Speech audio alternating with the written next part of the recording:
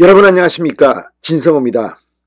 윤석열 정부가 어제 한일 관계에 새로운 이정표를 만드는 충격적인 발표를 했습니다. 자, 지금 야권은 발칵 뒤집혔습니다. 특히 이재명 대표 어제 삼전도의 굴욕 운운하더니 오늘도 윤석열 정부를 맹비난하기 시작했습니다. 그렇지만 외국을 나가보면 분위기는 완전 반전됩니다. 지금 이 외신들의 보도는 정말 윤석열 정부에 대해서 아주 대환영의 분위기입니다.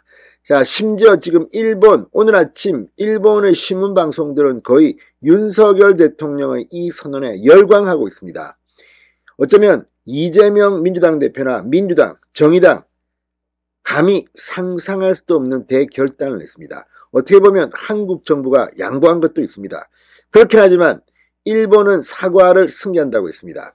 자, 지금 민주당의 이러한 태도는 과거 김대중 전 대통령이나 노무현 전 대통령이 보였던 그 반응을 내국이라고 지금 표현하는 겁니까? 자, 아무튼 이 사람들 지금 거의 멘붕 상태에 빠졌습니다. 오늘 일본 아사히, 니혼 게이자이 등 권위지들이 보도한 내용은 더욱 그렇습니다. 여기에 부수가 많은 요미우리, 산케이 신문 보도도 마찬가지입니다. 미국은 지금 CNN, 뉴욕타임스, AP통신 일제히 윤석열 대통령이 새로운 정기를 마련했다고 보도하고 있습니다. 무엇보다 북한과 중국이 상당히 긴장하고 있는 것으로 보입니다. 미국 NYT 그리고 일본 아사히나 NHK 같은 권위 언론이 이렇게 보도하면서 어쩌면 이재명 대표의 등에 칼을 꽂았는지도 모릅니다. 그만큼 이재명 민주당은 지금 개딸로 불리는 친명 열혈 지지자들 사이에 갇혀 있습니다. 좀 더 크게 눈을 뜨기 바랍니다. 자, 과거 김대중 전 대통령이 일본 문화를 개방했을 때 저도 조선일보 문화부 기자였습니다만 많은 사람들은 일본 문화가 들어오면 대한민국 문화는 망할 거라고 생각했습니다. 그렇지만 거꾸로입니다. K컬처, 한류가 일본을 휩쓸었습니다. 마찬가지입니다. 지금 이 윤석열 정부의 이 해법에 대해서 불만이 있는 사람들은 물론 있습니다. 논란도 될 겁니다. 그렇지만 역사가 평가할 것입니다. 무엇보다 지금 해외 외신들의 보도가 이재명과 민주당 정부가 얼마나 우물한 개구리인지를 여실히 드러내주고 있습니다. 진성호의 융단 폭격 시작합니다. 더불어민주당을 융단 폭격합니다. 자, 오늘 일본 언론들 일제히 주요 뉴스로 다루며 분석에 나섰습니다. 일본 언론들은 한일 관계 회복을 위한 진전이라며 높이 평가했습니다. 일본 정부도 여기에 반응하라고 지금 요구하고 있는 그런 기사도 있었습니다. 가장 발행부수가 많은 요미우리 신문 일면 기사에서 한국 정부의 해법 발표를 전후 최악이었던 한일 관계의 정상화를 위한 큰 진전이라고 평가했습니다. 문재인이 만들어놓은 한일 최악의 관계를 지금 윤석열이 뒤집어버린 겁니다. 사슬을 통해 강제동원 피해자들의 반발에도 불구하고 한일 청구권 협정을 지키는 것을 우선시한 윤 대통령의 판단을 높이 평가한다고 환영했습니다. 아사히 신문 한일이 정치적 매듭을 지었다며 일본 정부는 사과를 계승한다는 방식으로 호응에 나섰다고 보도했습니다. 니혼 게이자이도 일면에 한국 정부의 제3자 변장을 소개하면서 사슬을 통해 대일관계를 중요하게 여기는 윤석열 대통령의 뜻을 체감할 수 있었다고 평가했습니다. 일본 정부를 향해서도 현안의 포괄적 타결을 주문하며 한국을 대상으로 한 수출 규제도 한국 측이 보여준 수출관리 개선책에 따라 원상복귀할 것을 강조했습니다. 이게 상당히 중요합니다. 니혼 게이자이는 일본의 가장 권위지 중 하나입니다. 자, 아무튼 지금 일본 언론들 지금 흥분하고 있습니다. 무엇보다도 북한의 핵미사일 개발이 가속화되고 있는 상황에서 한미일 연대가 필요한 만큼 국내 정치적 부담이 있더라도 강제동원 해결이 먼저라는 윤석열 정부의 인식이 작용했다고 평가했습니다. 자, 아무튼 이 지금 일본 언론들은 물론 미국 언론들도 지금 난리가 났습니다. AP통신은 우리 정부가 일제 강제징용 피해배상 해법을 공식화한 것에 대해 한국이 역사적 라이벌인 일본과의 관계 개선을 위해 첫 발을 내딛었다고 평가했습니다.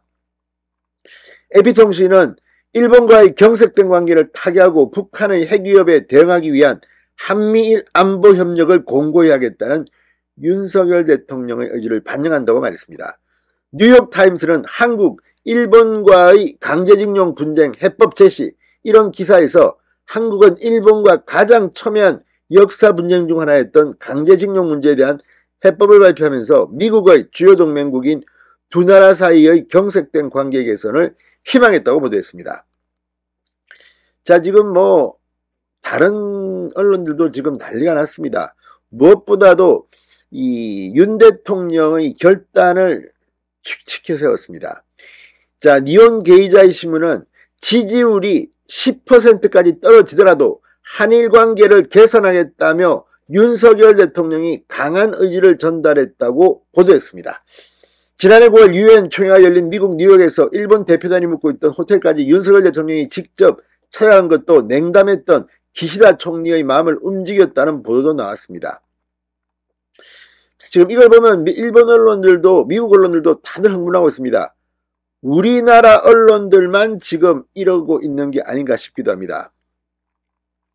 자, 아무튼 이런 분위기들, 지금 어쩌면 윤석열 대통령이 완전히 이 물꼬를 텄습니다. 미래로 향한 한일관계. 지금 이 우물 안에 갇혀있는 민주당 정권은 뭐 말도 못합니다. 자, 일본 NHK는 기시다 총리가 윤 대통령과의 회담에서 미래지향적 대화를 진전시키고 북한과의 대응에서 한미일 3국 간 긴밀한 연대를 확인하려 한다. 그러면서 한일 당국이 오는 16일과 17일 한일 정상회담 개최를 조율하고 있다고 보도했습니다. 자, 이제 바쁘게 세계 외교 정세가 돌아가고 있습니다. 우물 안에 갇혀있는 이재명 대표 오늘 뭐라고 했을까요?